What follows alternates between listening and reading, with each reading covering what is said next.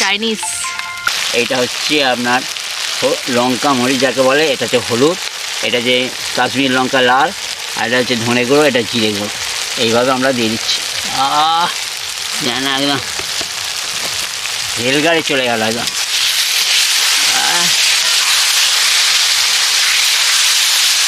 এবার আমাদের মশলা কষা হয়ে গেছে।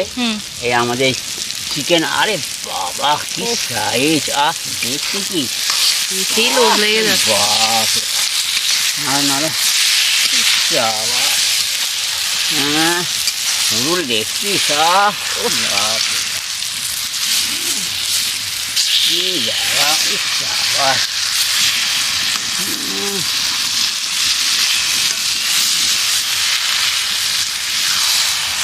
দারুণ দারুণ।